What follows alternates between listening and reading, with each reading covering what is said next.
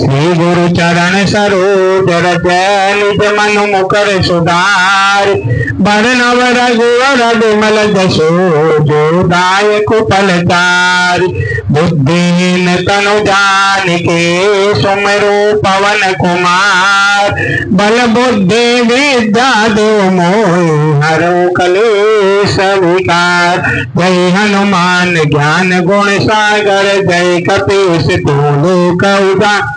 राम दूत अतुलित बल धामा अंजनी पुत्र पवन सुत नामा। महावीर विक्रम बजरंगी कुमति निवार सुमति के संग। कंचन वरण विराज सुबेसा कानन कुंडल कुंचित के। हाथ ब्रज ध्वजा विराजे कांधे मूज जनेऊषा। शंकर सुवन केसरी नंदन तेज प्रताप महाजगवंत। विद्यावान गुणी अति चातुर राम काज करबे को आस। प्रभु चरित्र सुनबे को रसिया राम लखन सीता मन बसे। सूक्ष्म रूप धरि सिंह दिखावा विकट रूप धरि लंक जरा। भीम रूप धरि असुर सहारे रामचंद्र के काज सवार।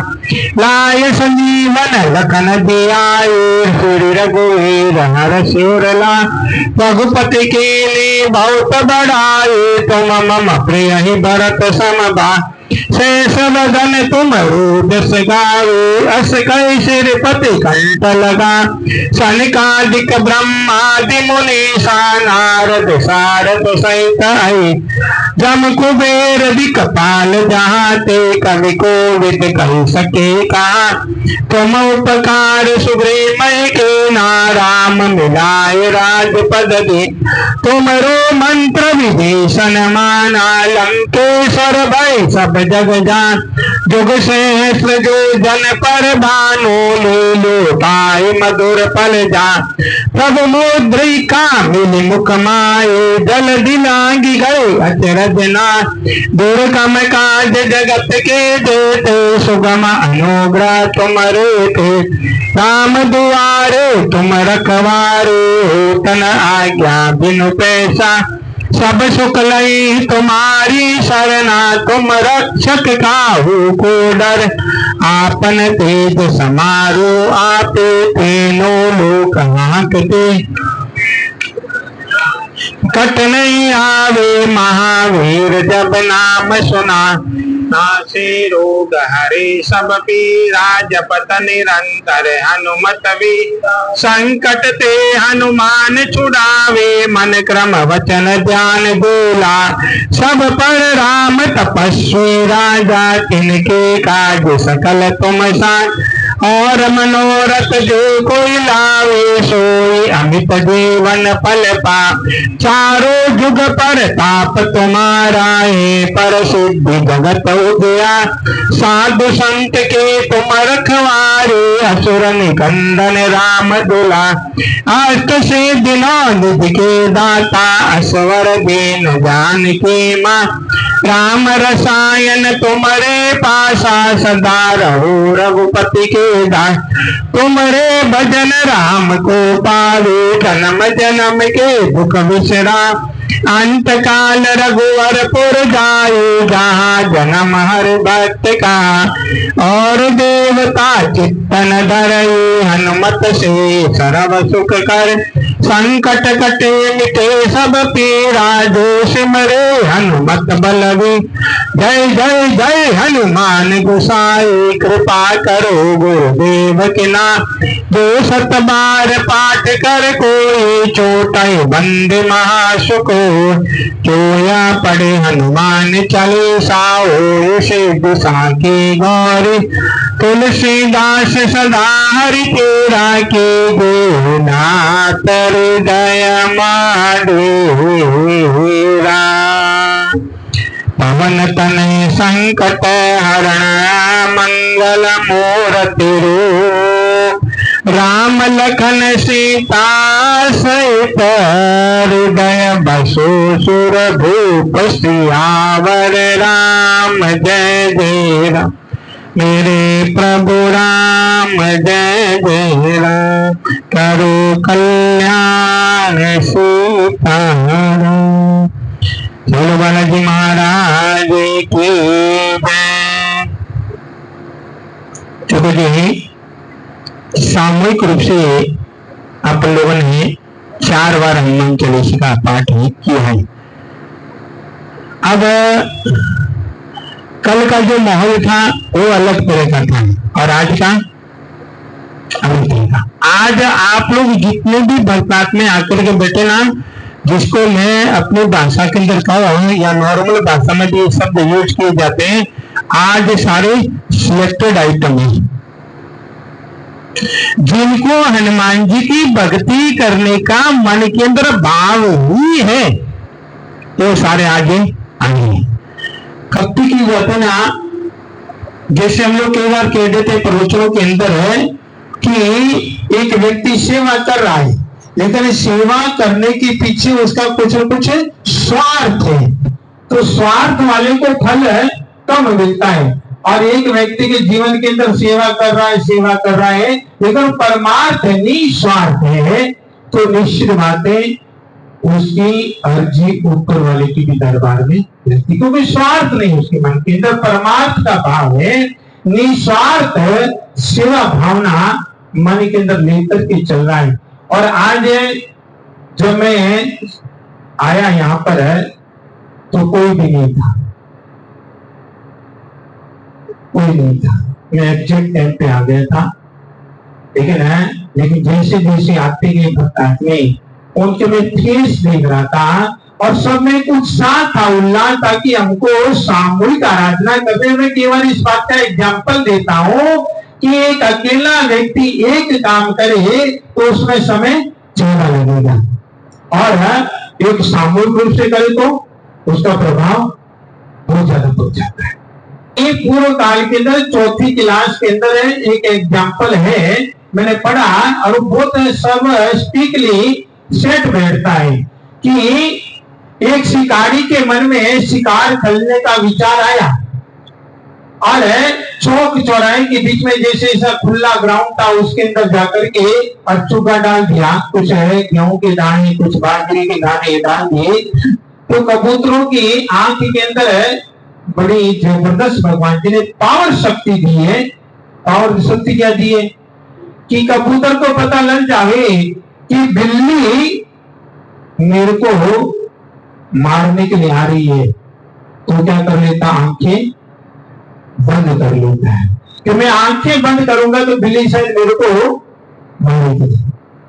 लेकिन कबूतर की आंख के अंदर इतनी पावर शक्ति दी है कि घनघोर मिट्टी के बीच में भी आप चुग्गा डाल देंगे ना, तो दूर से उसको पता चल जाएगा कि यहाँ पर दाना डला है और फटाफट चुगने के लिए आ जाएगी।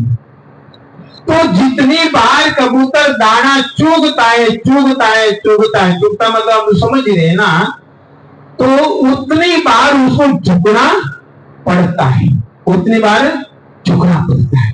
तो गोस्वामी तुलसीदास जी ने श्री गुरु चरण सरोज रज, यानी कि आपके चरणों को मैं नमस्कार कर रहा हूं और फिर जाकर के अपनी बात रख रहा हूं कि आपके चरणों में झुके बिना मेरे को कुछ भी प्राप्त नहीं होना।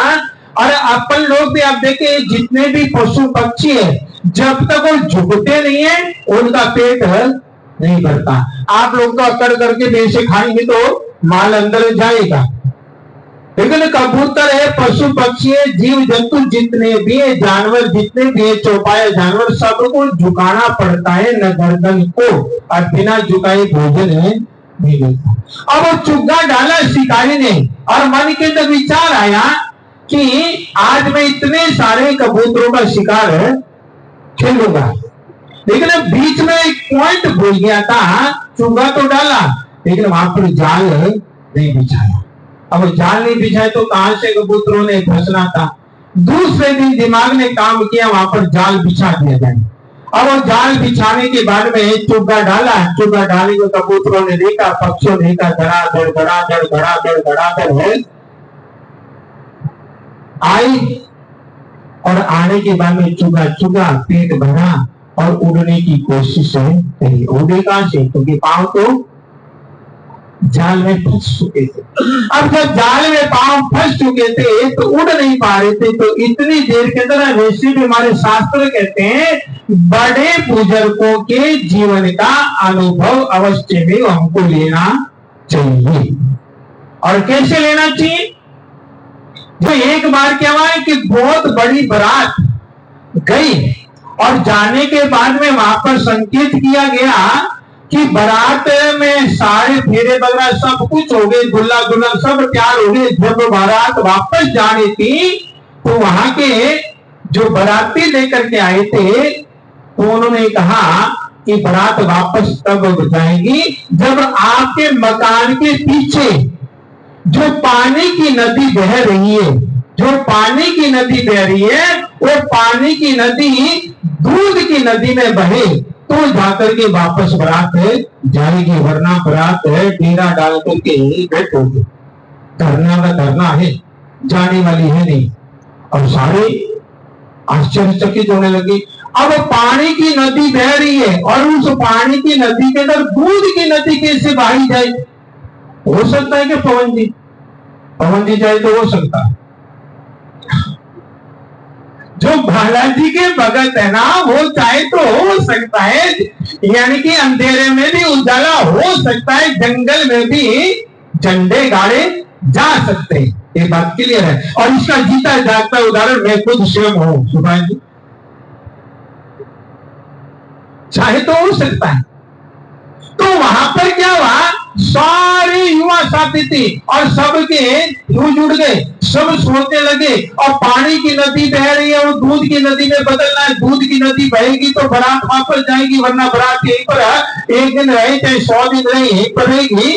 और इतनी देर में जो बारात आई थी उस बारात के अंदर एक बहुत बड़ा सिस्टम सेट किया हुआ था। रमन जी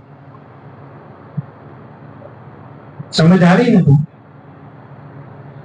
कि वहां से जो बारात आई उसके अंदर भी सारे युवा साथी तो थे, लेकिन बारातियों को संकेत किया था कि इस बारात के अंदर कोई भी बुड्ढा नहीं आना चाहिए। अगर बुड्ढा आवे तो बात जमेगी नहीं।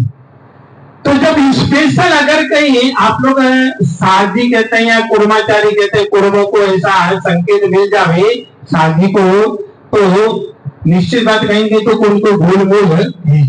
तो सारे युवा साथियों के बीच में एक लकड़ी के बॉक्स के अंदर है, ट्रक के अंदर है, एक बुढ़े व्यक्ति को पैक करके लाए थे। अब बुढ़े व्यक्ति को लाए, अब सारे आश्चर्यचकित करे कि पानी की नदी को दूध के नदी में कैसे बदला जाए। और सारे युवा साथियों के फूट फैल हो गए। अब ऐसी तत्व ने सोचा कि हमारे बारात में ट्रक के बीच में जो डब्बा रखा हुआ है लकड़ी के, उसने जो बुड्ढा फिट किया है, बुड्ढा व्यक्ति बुजुर्ग व्यक्ति सम्मान्य पूर्वक, तो उनको जाकर के पूछा जाए कि क्या किया जाए। ऐसी तो हमारे तो काम दिमाग नहीं कर रहा। आजकल के जो बच्चे युवा साथी है, पोथी पढ़ पढ़ जग भयो पंडित भयो न कोई, और 2.5 अक्षर प्रेम के पढ़े सो पंडित। यानी आजकल पोथी पढ़ने वाले युवा साथी बहुत मिल जाएंगे, बहुत सारी डिग्रियां प्राप्त करने वाले मिल जाएंगे, बहुत सारे डॉक्टर जिन्होंने डिग्रियां प्राप्त करके वहां पर बैठे हुए इलाज के लिए। लेकिन पूर्व काल के अंदर जो हमारे वेद राजी होते थे ना, इंगला पिंगला सुषमना नाड़ी देखी और कह देते थे कि तेरे को ये बीमारी ये ले ले तेरा काम हो जाएगा। लेकिन आजकल आप लोगों को डॉक्टर क्या कहते हैं, पहले क्या करा के लाओ जी, क्योंकि उन्होंने सिर्फ डिग्रियां प्राप्त करी, अनुभव नहीं लिया। अगर अनुभव लिया होता तो ये मशीनों की जरूरत है, पहले भी दुनिया जीती थी, आज भी दुनिया जी रही, आगे भी दुनिया जीती रहेगी। लेकिन पूर्व काल के अंदर इतनी मशीनें हुआ नहीं करती थी, लेकिन आजकल इतनी सारी मशीनें हैं। क्यों? क्योंकि डॉक्टरों को भी पर्सनल अनुभव है, डिग्रियों वाला अनुभव। वहां पर भी युवा साथियों को अनुभव नहीं था। और बुजुर्ग आत्मा जो डब्बे के अंदर पैक थी उसको जाकर के कहा कि ऐसा ऐसा ऐसा ऐसा बोला है, क्या किया जाए। तो बुजुर्ग आदमी ने कहा कि हो सकता है, लेकिन उनको ये भी कह दो आपकी एक ये चैलेंज वाली भावना है कि ऐसा होगा तो ऐसा होगा, ठीक हम भी आपके सामने प्रस्ताव रखते हैं कि आप भी ऐसा करो तो हम भी ऐसा कर देंगे। तो बुजुर्ग ने क्या कहा वहां पर कि साहब जी को जाकर के कह दो, लड़की वालों को जाकर के कह दो कि पानी की जगह दूध की नदी बहा देंगे, कोई दिक्कत वाली बात नहीं है। लेकिन हमारा भी एक प्रस्ताव है, और क्या प्रस्ताव है कि पहले आप पानी की नदी बंद करा दो, हम दूध की नदी बहा देंगे। और जैसे ये बात उनके सामने रखी और तत्काल वहां पर जो बड़े बुजुर्ग उनके बीच में बैठे हुए थे ना, उन्होंने सोच लिया कि इस बारात के अंदर युवा साथी को बुढ़ा जरूर है, बुजुर्ग आत्मा जरूर है, क्योंकि ये बात तो इनके दिमाग में आई नहीं। पानी की नदी बंद हो नहीं सकती और दूध की नदी बह नहीं सकती। इसलिए घर परिवार के अंदर आप लोग भी ध्यान रखना, एक बहू सास का सम्मान कैसे करे, एक बेटा अपने माँ का सम्मान, पिता का सम्मान कैसे करे, इसी प्रसंग के माध्यम से उन्होंने 60 साल की उम्र ली है, 50 साल की उम्र ली है, 40 साल की उम्र ली है।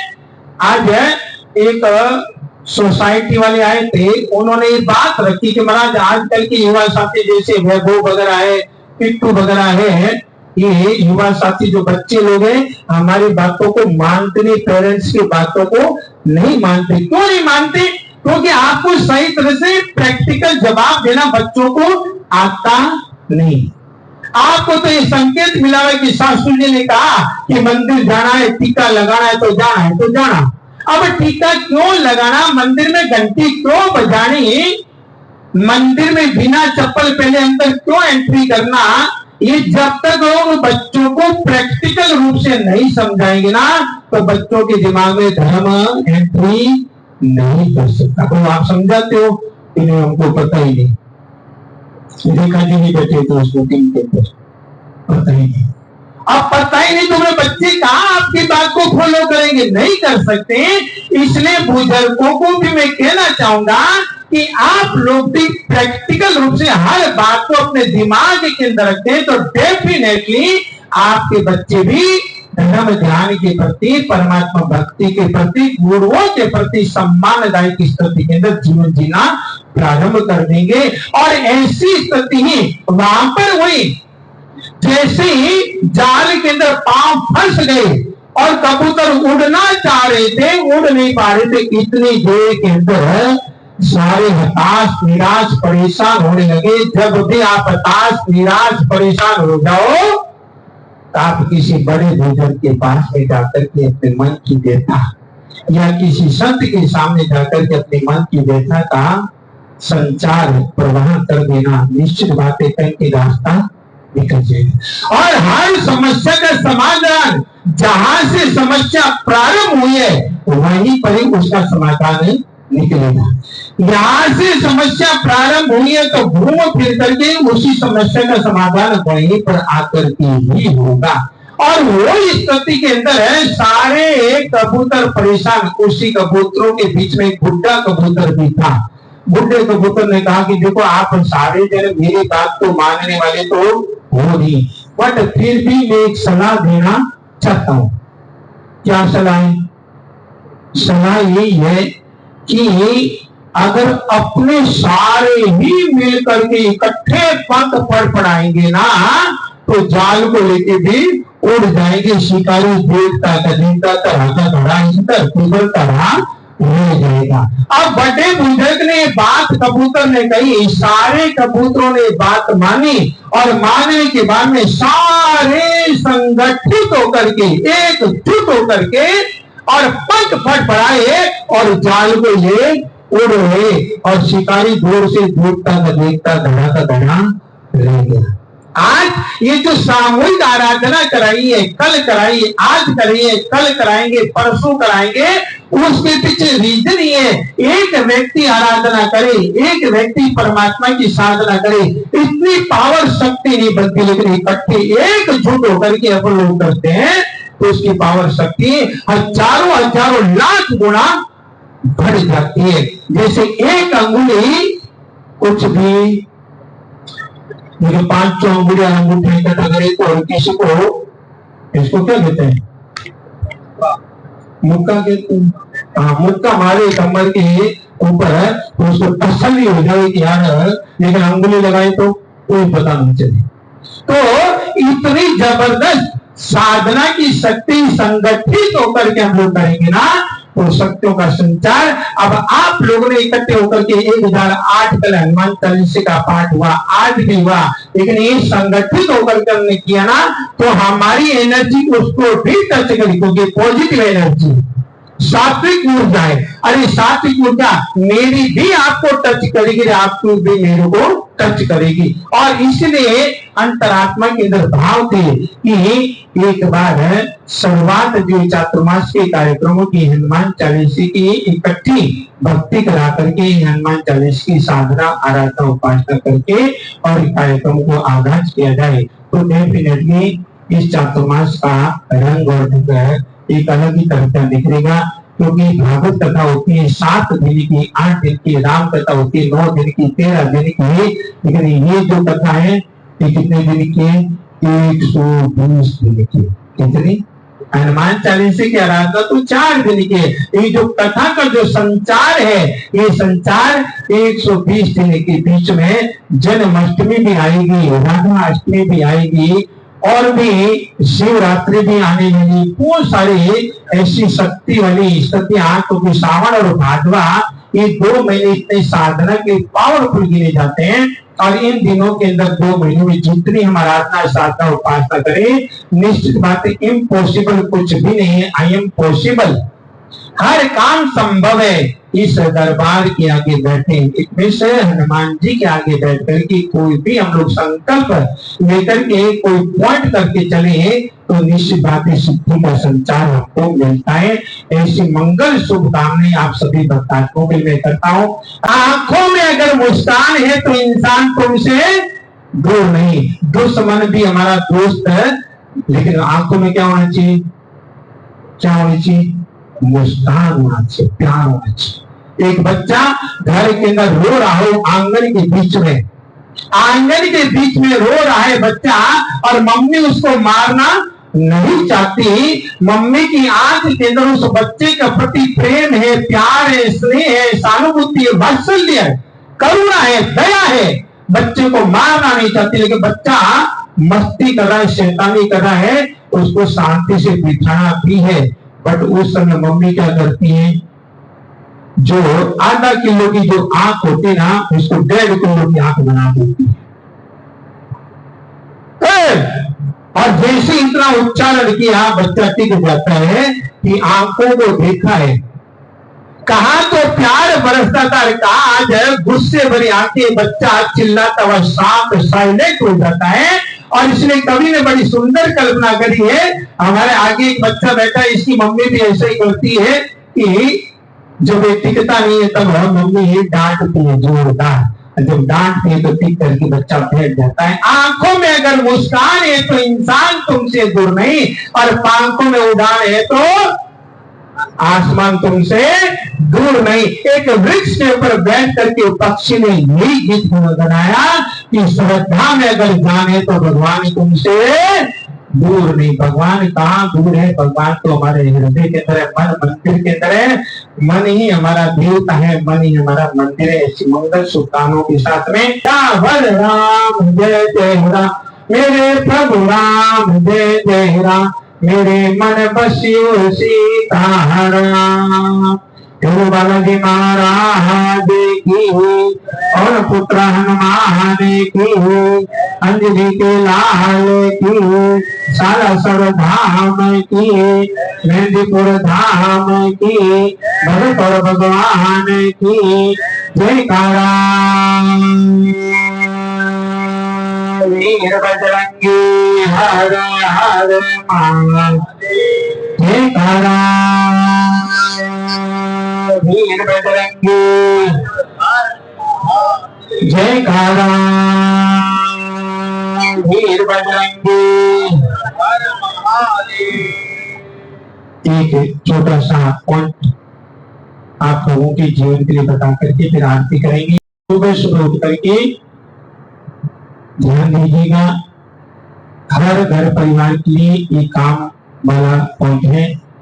उठने के तुरंत साथ ही आप अपना फेस, आपका चेहरा उठते के साथ ही मिरर के अंदर नहीं देखना।